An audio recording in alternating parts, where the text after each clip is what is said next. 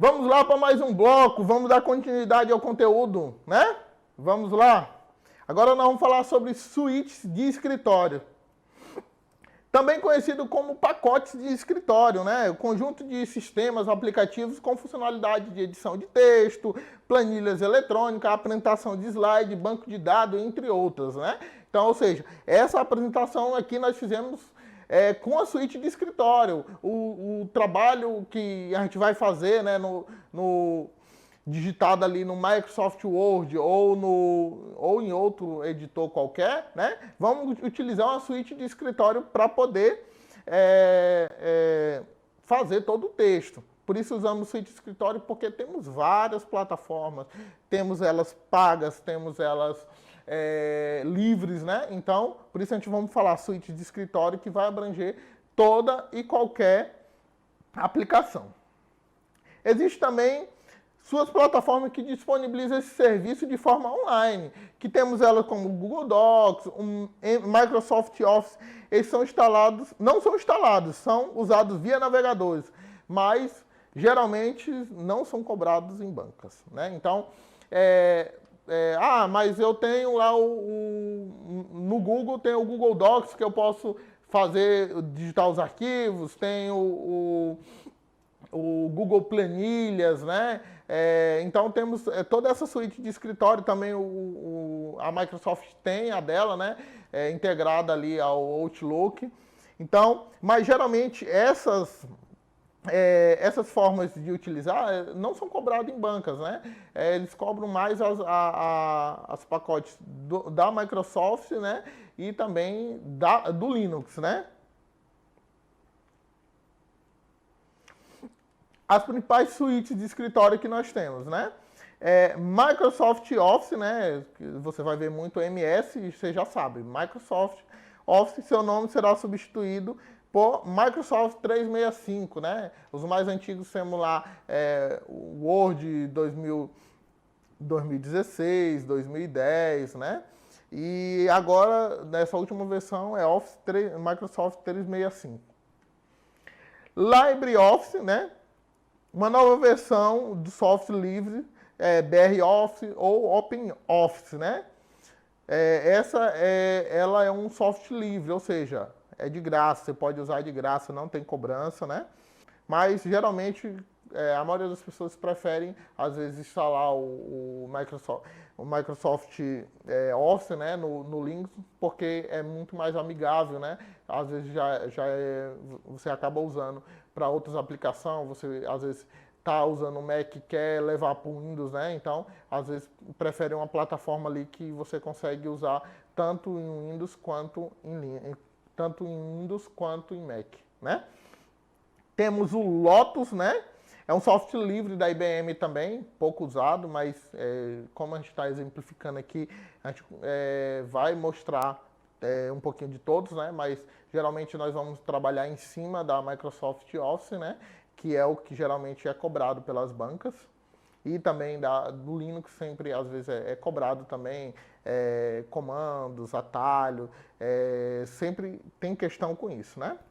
Temos o Google Docs, também conhecido como G Suite, né, que é o pacote web do Google acessado via navegadores. Esse você não precisa instalar nada. Abre o navegador, coloca suas credenciais e ali você tem toda a suíte de escritório web, né? Você pode usar pelo celular, pelo um tablet, até por multiplataforma. Você pode, como é pelo navegador, você pode acessar por Linux, por qualquer sistema operacional. Se tiver um navegador lá, você vai ter acesso a esses programas, né? Precisa ter internet também, porque eles são acessados via web. Microsoft Online, né? Antes conhecido como Microsoft Web Apps, e a sua versão simplificada é Microsoft Office, né? Antigamente se usava esse nome, Microsoft Web Apps. Bora para uma questãozinha aqui para a gente já ir afinando ali o que a gente está vendo, né? Sempre bom, eu passo um pouco de conteúdo, passo uma questão para ver ali enquanto está frio e ver como é aplicado aquele conteúdo, porque às vezes você vê lá um conteúdo, né? Então assim, como é que aquilo ali é aplicado nas questões, né? Então, sempre vamos ter algumas questãozinhas ali aplicando o que a gente está aprendendo, né? Bora lá, CESP 2014, ferramenta essencial para a realização de cálculos simples ou avançados. A calculadora do Windows é acionada por meio de opção no menu da ferramenta Excel, que oferece a opção de cálculos em planilhas. E aí, o que vocês acham? Tá certo, tá errado? Lembrando, vamos analisar a questão passo a passo. Bora lá. Ferramenta essencial para a realização de cálculos simples, né? Ferramenta essencial para cálculos simples ou avançado. A calculadora do Windows é acionada por meio de uma opção na ferramenta Excel. Tá errado, né? Porque aqui é onde tem aquela pegadinha, né? Que oferece cálculos em planilha. Então nós temos em mente que o Excel ele faz cálculo, né? Você faz cálculo, mas não por meio de calculadora, né? Nós utilizamos funções, né? Colocamos lá igual, cédula A1 mais cédula A2. Então tudo isso nós fazemos por meio de funções, não por meio de calculadoras, né? Então tá errado a questão. Então, ó, por isso que é muito bom analisar a questão, porque ela tá meio que certa, né? Mas ali, quando ela fala que é a calculadora do Windows, né? É onde ali você vai matar a questão. O Excel faz parte da suíte de aplicativos da Microsoft Office. Apesar de realizar cálculos, né, por meio de função, ela não é uma calculadora, mas sim uma planilha eletrônica. E não uma ferramenta nativa do Windows, né? Ó, calculadora do Windows, né? Então, ela não vem nativa do Windows. É um sistema que você paga, né? Você compra o pacote Office, né? Chamado pacote Office. Você compra o pacote Office e instala. Quando você instala o Windows, você não tem obrigatoriamente o pacote Office, porque são programas pagos separadamente. Vamos para mais uma lá, né? CESP também. O Microsoft SkyDriver é uma suíte de ferramentas de produtividade e colaboração fornecida e acessada por meio de computação em nuvem, Cloud Computing. Ó, essa questão eu coloquei ela justamente porque ela tem uma pegadinha, né? E também tem uma outra coisa. Vocês viram que sempre eu coloco questões atualizadas, né? Mas ó, essa daqui é de 2012. Por que eu coloquei ela propositalmente? Vocês veem que por que nós temos que sempre colocar questões atualizadas? Porque o que era lá em 2012, algumas coisas mudaram de nome, algumas coisas não tem mais, né? Mas bora analisar essa questão, né? O Microsoft Office SkyDrive, né? É uma ferramenta de produtividade e colaboração fornecida e acessada por meio de computação em nuvem, né? Mas só que aqui tá a pegadinha, né? SkyDriver. SkyDrive, né? Hoje não é mais nem esse nome, né? Então, é uma ferramenta de produtividade acessada por meio de computação em nuvem, né? Então, na verdade, não, né? Tá errada essa questão. Por quê? O primeiro erro, o nome correto é SkyDrive, né? Então já estava errado aí porque ele colocou drive mais na frente vai estudar sobre drive, né? Que são aqueles pequenos aplicativos para instalar impressora, né? Você tem a impressora, você instala ali, você tem que instalar o drive dela. Mas o segundo erro é que o sistema de computação em nuvens, que faz parte do Microsoft Office, onde contém apenas aplicativos do mesmo fabricante, né? Então, onde contém apenas aplicativos do mesmo fabricante. E hoje também é o que eu ia dizer para vocês justamente isso aqui, né?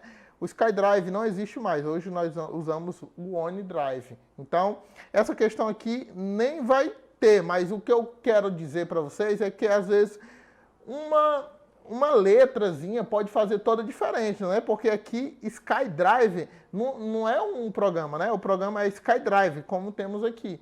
Então, ali já por essa coisa já estava errado, mas é um erro muito pequeno de você perceber, né? Como vocês veem na questão anterior, ali só a questão de colocar calculadora errou a questão. Então, Em fevereiro de 2014, a Microsoft foi obrigada a mudar de nome, né, do SkyDrive para OneDrive, em virtude de um conflito de patente junto ao Reino Unido. Agora vamos falar sobre clientes e-mail, né?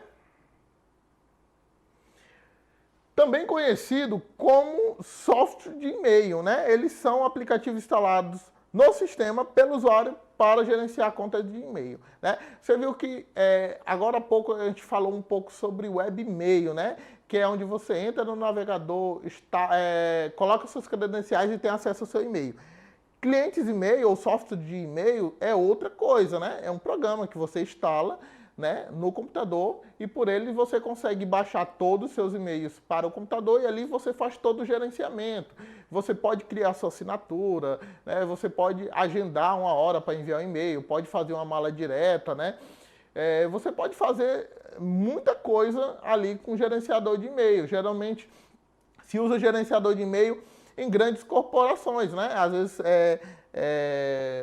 eu tenho um e-mail corporativo, né? Aí eu pego, instalo em todas as máquinas, ali eu tenho aquele e-mail, porque às vezes eu tenho que enviar um e-mail, né? E ali eu quero ter aquele e-mail salvo ali para não se perder no servidor, porque no servidor, às vezes o servidor é pequeno e ali pode acabar enchendo, né? Tendo que apagar, e ali no computador não, fica todo o arquivo de e-mail ali no computador, né? E geralmente em empresas você tem que ter um e-mail para aprovar alguma coisa, né? E tudo isso você consegue com servidor de e-mail, né? Permite acessar, criar, enviar mensagens eletrônicas ou e-mail com ou sem anexo. Uma das vantagens do gerenciador de e-mail é que, uma vez baixada, ela pode ser acessada offline, né? Que foi o que eu falei, né? Por exemplo, você tem o Microsoft Outlook, né? Que é bem conhecido, porque geralmente quando você instala a suíte de aplicativo da Microsoft, né? Você pode instalar junto o Microsoft Outlook, né?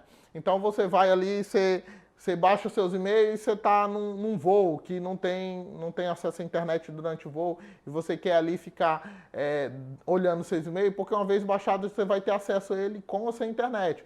Aí você pode ir fazendo as respostas de e-mail ali, fazendo todo o seu gerenciamento de e-mail, e quando chegar na internet aqueles e-mails vão ser enviados.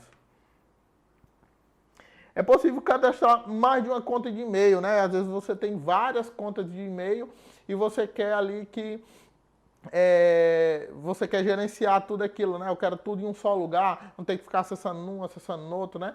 Então você instala várias contas de e-mail ali e você tem acesso a todas elas.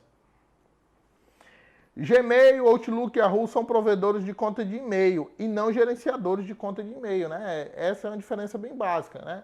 Eu tenho um gerenciador de e-mail da Google. Não. Ele vai ser quem vai prover a conta para você, né? Você vai lá, coloca lá seus dados, faz os seus credenciais e você vai ter uma conta de e-mail da Microsoft, da Outlook, da Yahoo, da Ball, seja qualquer, né? E o seu gerenciador de e-mail é que vai ser Mozilla Thunder e-mail, né? Ou qualquer um. Aqui nós vamos ter as principais softwares de e-mail, né? Microsoft Outlook Express, né? Vinha na instalação do Microsoft até a versão do Windows XP, né? Ou seja, já foi descontinuada. Microsoft Windows e-mail substituiu, né, o Outlook Express a partir do Windows Vista. Microsoft Outlook, incluso no pacote Office, né, que é o que nós temos agora. Fabricada pela Mozilla, né? Temos a Eudora, que é fabricada pela Qualcomm. Temos o Lotus Notes, fabricado pela IBM. Temos o HCL Notes, substituiu o Lotus Notes, fabricado pelo grupo HC. Incred Mail, fabricado pela Incred Mail Limitada, né? Então, que nem eu estou dizendo, sempre nós colocamos alguns, né? Porque pode cair, né? Às vezes uma questão, aí aparecer lá Lotus Notes, né? Lá aí você diz assim, eu nunca vi, isso aí não é um gerenciador de e-mail, não. Então, você vendo pelo menos uma vez, né? Aí diz assim, eu vi naquela aula lá que tinha Lotus Notes, era um gerenciador de e-mail, né? E às vezes está nas opções lá, é onde você vai conseguir matar a questão, né? Vamos falar também um pouquinho agora sobre o webmail. Falamos sobre o gerenciador de e-mail, agora vamos falar sobre o webmail, né? Como vimos anteriormente, temos gerenciador de e-mail, né? Porém, temos outras formas de acessar o nosso e-mail, né? Os webmails são interface de acesso a serviço de e-mail por meio de páginas web, né? Que foi o que eu falei. Você pega, abre o seu browser, o seu navegador, coloca suas credenciais e por ela você tem acesso aos seus e-mails, né? Ali, só que a desvantagem justamente é essa. Você acabou a internet, você não tem mais acesso, você não vai conseguir mandar e-mail nem receber, né? Mas neste caso, o usuário acessa a sua caixa postal eletrônica diretamente no servidor, né? Você abre lá, você entra no seu servidor de e-mail, né? E você está acessando ali direto no servidor, diferente do outro que ele baixa do servidor para o computador, né? Para a memória do computador, e você tem acesso a ele ali ilimitado. Não há necessidade de configuração de conta, apenas as credenciais. No gerenciador de e-mail, né? Esses e-mails mais comuns da Google, da Hotmail, quando você vai configurar ali no Outlook, né? Você já tem meio que uma configuração pré-estabelecida, né? Só que quando você vai configurar o e-mail corporativo, né? Você vai ter que colocar a porta de entrada, a porta de saída, o SMTP, né? Então, o POP3. Então, você vai ter que fazer toda a configuração fina, né? Para poder enviar e receber, né? Já no webmail, não. Você precisa só das suas credenciais, a sua senha, o seu e-mail, e acesso à internet, você consegue ter acesso ao seu e-mail, né? Os principais webmail, né, que nós temos a Gmail, né? Vinha na instalação, temos aqui Outlook, temos aqui o Yahoo, né, que é desenvolvido pela Verizon. A IG e-mail usou bastante ali muito antigamente se usava bastante o IG, né? O UOL também era bastante difundido, né? Globo e-mail e os corporativos, né? Então, hoje os mais usados são esses dois aqui, né? O Gmail e o Outlook, mas ainda você vê muita gente que tem conta do Yahoo, conta do IG, do UOL, né? Só que esses servidores de e-mail são mais acessíveis, né? Às vezes você tem um celular Android, você vai precisar criar uma conta Gmail para você acessar todas as funcionalidades ali, né? Então você já usa aquele como seu e-mail principal, né? Ou então ali prefere...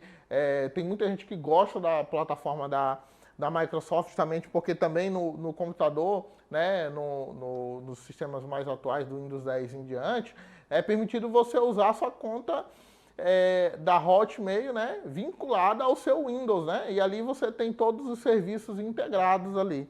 Então, acaba você usando esses e-mails como principais.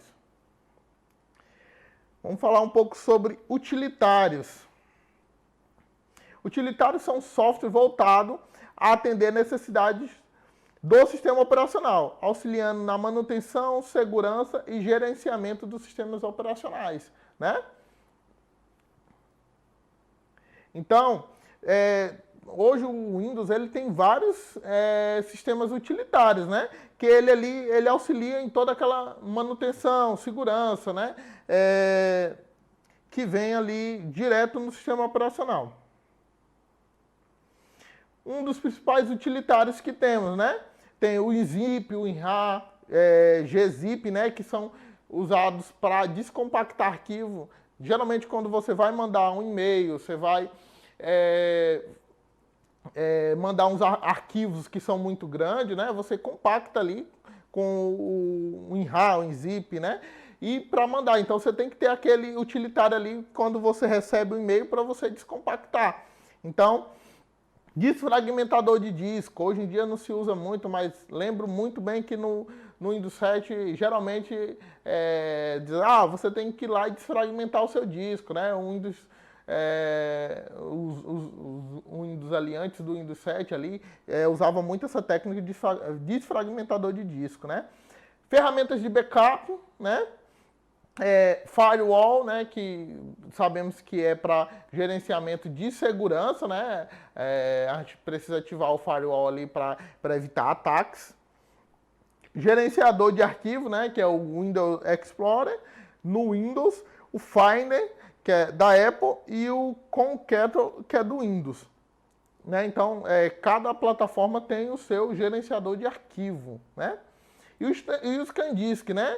Então, esses aqui são alguns dos principais utilitários, mas nós temos uma infinidade de utilitários para o Windows, né? São todos esses que vai auxiliar o Windows de alguma outra forma, né? E por último, vamos falar sobre os drives, né?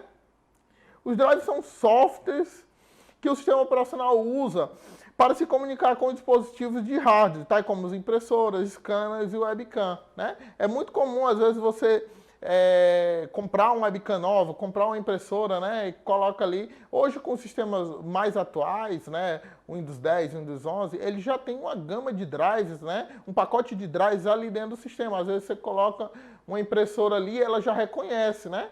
Mas porque o drive já está instalado. Mas geralmente você tem que ir no site do fabricante, baixar o drive atualizado para você ter todas as funcionalidades, né?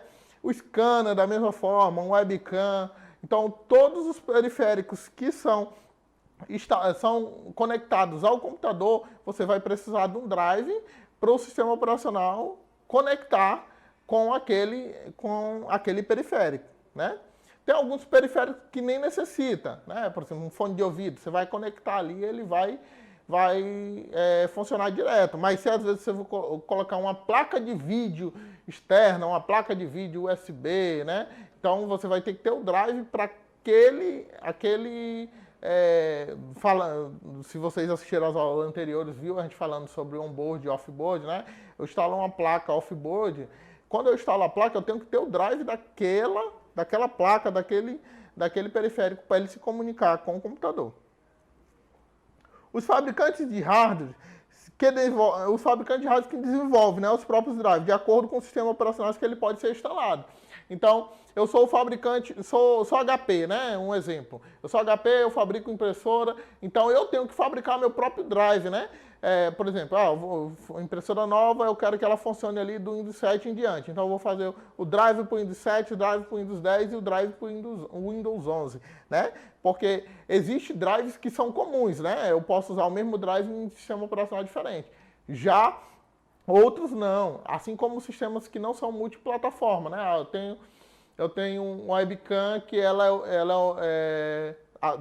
aceita tanto Windows quanto a linha dos Mac, né? Então eu tenho que ter o drive para o Windows e tenho que ter o drive para o Mac. Eu tenho uma leitora de cartão inteligente, né? Eu tenho que ter o drive ali para todos os sistemas operacionais do Windows e todos assim, mais atuais, né? Geralmente sempre fazem para alguns mais antigos, né?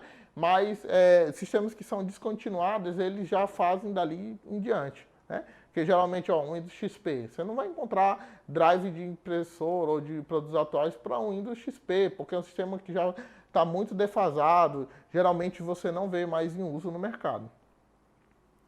Os sistemas operacionais possuem um pacote com vários drives genéricos para que alguns periféricos funcionem plug and play. O que é isso? Eu vou instalar o sistema operacional na minha máquina, né? Eu instalo. Quando vou iniciar, o que acontece? Eu preciso que a tela funcione, eu preciso que o teclado e o mouse funcionem. Só que isso precisa dos drives. Então, o que acontece? O sistema operacional ele tem alguns drives para funcionar. Às vezes você liga ali, aparece o vídeo, mas não está na resolução que eu queria, ou alguma coisa não está funcionando. Aí você vai lá, conecta a internet, instala todos os drives necessários para funcionar. Aí, por exemplo, eu tenho uma placa de vídeo externa, não está funcionando. Na hora que eu inicio o sistema operacional, conecto na internet, eu tenho um CD ali, instalo o drive, aí vai funcionar. Por isso que algumas coisas funcionam plug and play, mas às vezes é os drives chamados drives genéricos, né? É o drive que vai funcionar ali para ele poder ligar. Temos alguns tipos de drive, né? Drive de impressora, drive de scanner, drive de webcam, drive de vídeo, de som, de teclado, de controles, né? Bora pôr uma questão aqui, basiquinha, né? O tipo de software que permite a manutenção dos recursos da máquina, como ajuste de disco, memória, conserto, entre outros programas. O que tradutor, linguagem de programação, utilitário ou aplicativo, né? O tipo de software que permite a manutenção dos recursos da máquina, né? Então, o que foi que a gente viu lá? Um software que permite manutenção da máquina é o utilitário, né? Temos o utilitário, ele que faz todo esse ajuste de disco, memória, né? São aplicativos que auxiliam o sistema operacional, né? No gerenciamento do todo o ambiente, fazendo organização de disco, gerenciamento de memória, entre outras funcionalidades, né? E temos outro aqui. Aplicativo de software pode ser classificado em software de sistemas, programas de baixo nível que interagem com o computador em nível de máquina e software aplicativo, que permite ao usuário a realizar uma tarefa específica, como, por exemplo, enviar um correio eletrônico. Assinale a alternativa que relaciona corretamente a classe com os respectivos exemplos de software. Então, vamos ver aqui. Temos relacionar sistema e aplicativo, né? Os exemplos de software temos Microsoft Word, Microsoft Windows, Internet Explorer e Microsoft Excel, né? Essa daqui, você tem só uma coisa para você matar a questão, né? Microsoft Word, Microsoft Windows, né? Internet Explorer e Access, né? Qual desses você acha que é sistema, né? Sistema está dizendo já ali, ó, que software de sistema, programa de baixo nível que interage com o computador em nível de máquina. Qual desses interage em nível de máquina?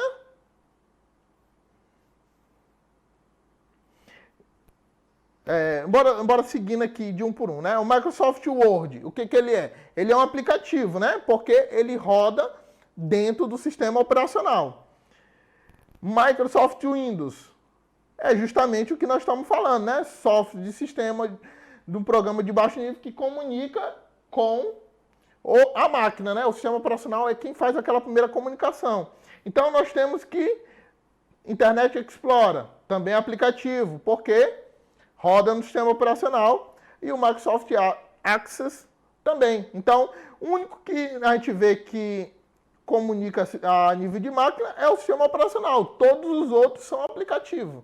Sistema é Microsoft Windows. Os outros tudo são aplicativos porque roda dentro do sistema operacional. Questão correta, letra B, né? X, 1x, 2k, 2y e 2z. Todas as opções de software, todas as opções são software, porém o único que interage com o computador em nível de máquina, né, é o sistema operacional. Os outros todos necessitam do sistema operacional. Chegamos aqui ao final dessa aula e bons estudos!